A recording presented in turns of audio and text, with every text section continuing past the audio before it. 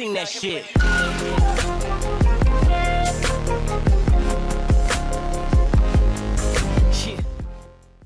What I love about this chair is that almost anything is adjustable. Take these armrests, you can move it out, in, all the way in. This is the max height of the armrest, and this is the lowest.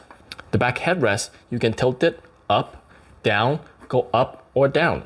The lumbar support right here, you can twist it to make it come in a bit more, or twist it the other way to push it all the way out. So as you can see, this is as far as the back lumbar support goes. This is as back as it can goes. It goes all the way back, not even touching the mesh anymore. So now I'll give you a demonstration of how high it can go and how low it can go. And the seat is auto adjustable, so this is how far back it can go. As you can see here, you can lock them back to set your angle as you push it in and push it out to unlock. And overall, I just really like the build quality of this chair. It feels very premium, very hefty. Even back here, this knob, it feels very sturdy, and the way it turns feels very satisfying. Everything seems like it's built to last. So this is the Ticova chair, and comparing it to my other chair that I have, the immediate noticeable change I would say is that the cushioning on the seat is a bit thinner on this one versus this one.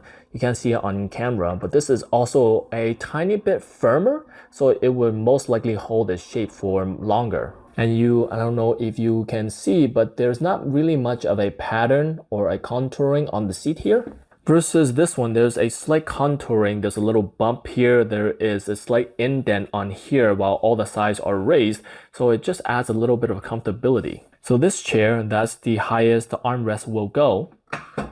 That is the lowest. This is the lowest the armrest will go, and that is the highest. And as you can see, both of the chairs are at its lowest setting for the seat. And as you can see, this chair, it is a bit lower than the chair over there, as you can see horizontally. And as you can see horizontally, the Ticova chair, it is significantly higher than this chair. So I would say the range goes to Ticova.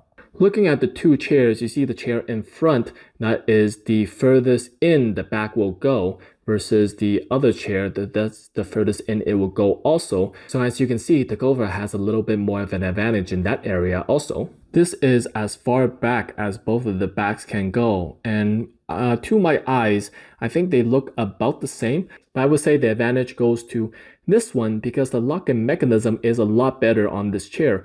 Whichever angle you pick, you can lock it there and it will stay there.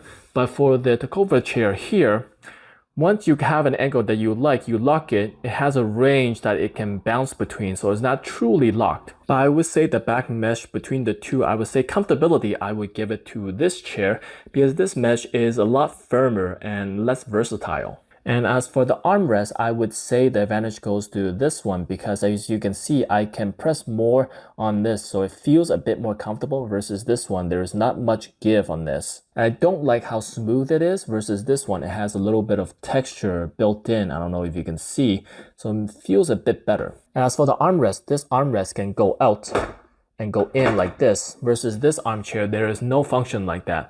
The only function is rotating between the angles. So it is really up to you. At the end of the day, you've seen all the features, see which one aligns with your goals the best.